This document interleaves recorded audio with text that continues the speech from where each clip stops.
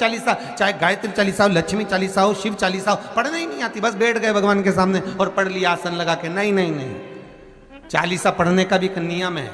अगर कोई लक्ष्य लेकर पढ़ रहे हो तो उसका एक नियम है। पूरी जिंदगी पढ़ते रहोगे तो भगवान की प्राप्ति नहीं है, पर लक्ष्य लेकर अगर पढ़ा है आसन से, जिस भगवान की चालीसा पढ़ रहे हो उसकी मूर्ति या उसका फोटो आपके सामने होना चाहिए। एक घी का दिया, अगर हनुमान चालीसा पढ़ रहे हो तो या तो घी का दिया जलाओ, वो भी गाय के घी का हो, भैंस के घी का मत जलाना। हनुमान जी कभी प्रकट नहीं होंगे भैंस के घी से।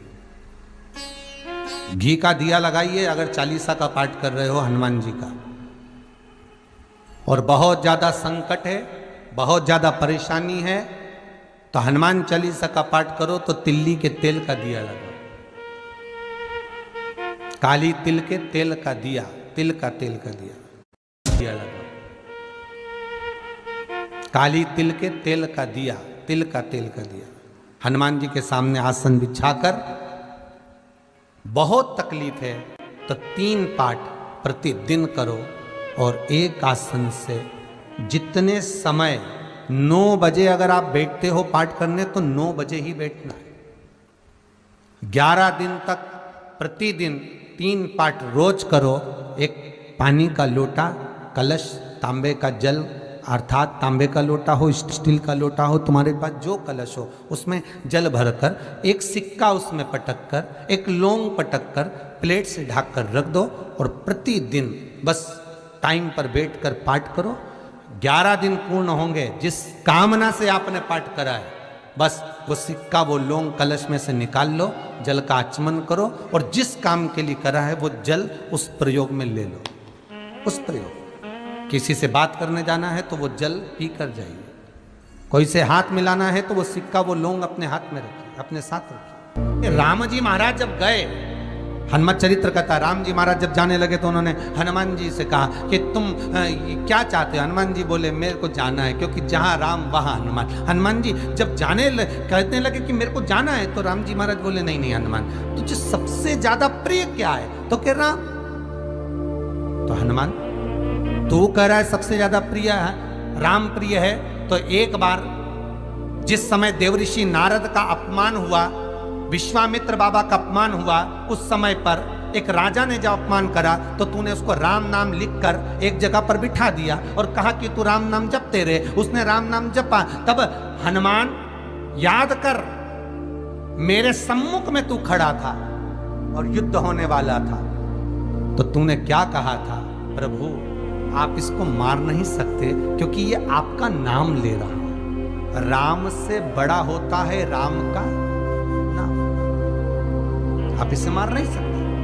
तब आपने ये संवाद कहा था, हनुमान बता तेरी प्रियता क्या है? हनुमान जी कहते हैं प्रभु आपने मुझे जगा दिया, क्योंकि मुझे श्राप ये मिला था कि तू जागेगा किसी की जगाने पर, आपने मुझे जगा दिया। इसलिए है नाथ, अब मैं जाना नहीं चाहता, सत्संग करना चाहता।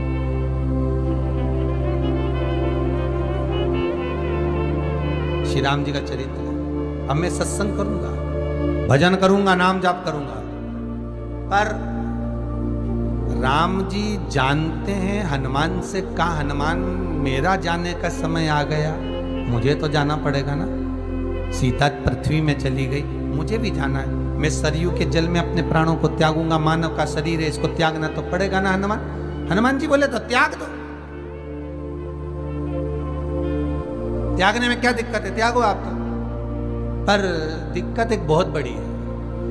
तो राम जी ने जैसी कहा दिक्कत बहुत बड़ी है, तो हनुमान जी पूछे ऐसी कौन सी दिक्कत है? हनुमान जी के शब्द सुने तो राम जी बोले, जब जिस समय पर तुम सूर्य को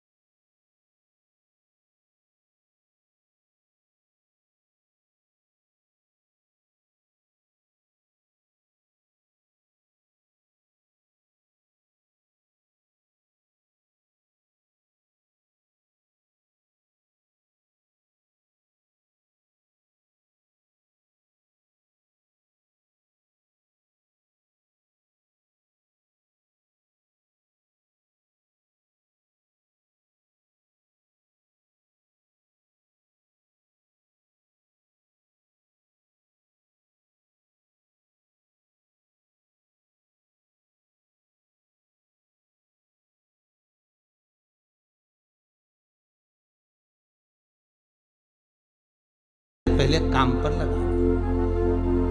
अब वो कौन सा काम था? बोलो रे भाई। हनुमान जी को कहां काम पर लगाया राम जी ने? किस जगह पर काम पर लगाया?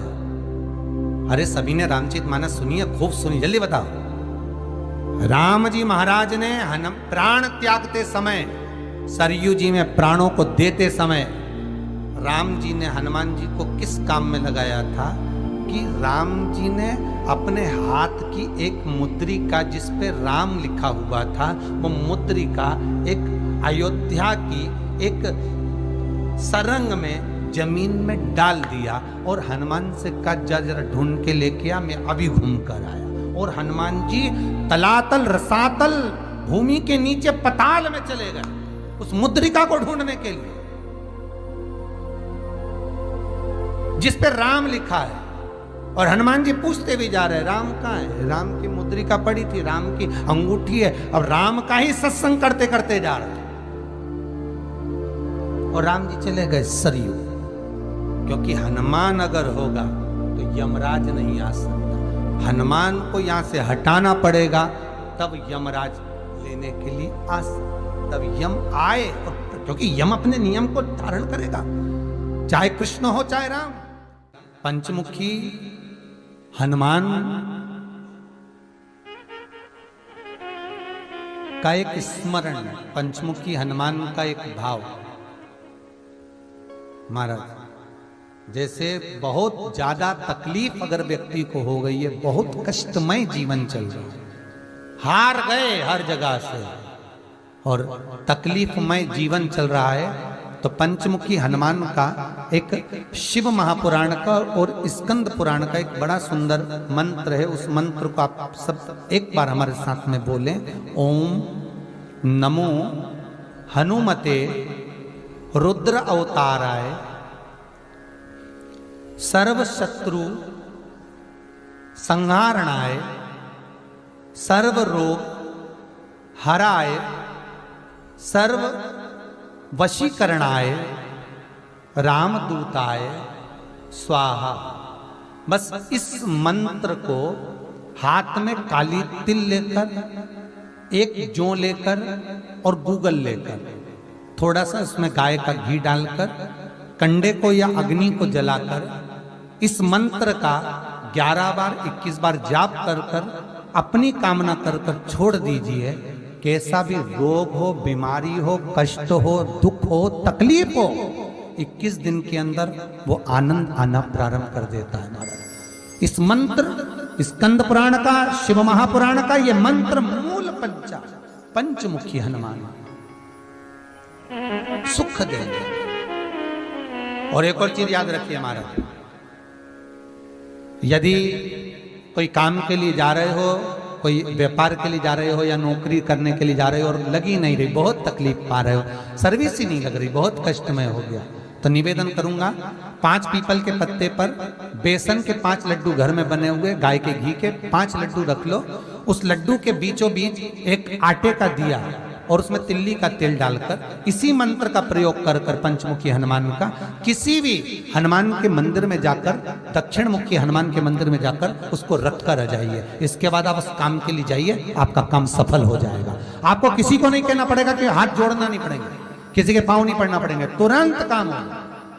बस इस मंत्र का स्मरण कर कर पंचमुखी हनुमान का भूतेश्वर जो मंत्र है वो सुख देने वाला।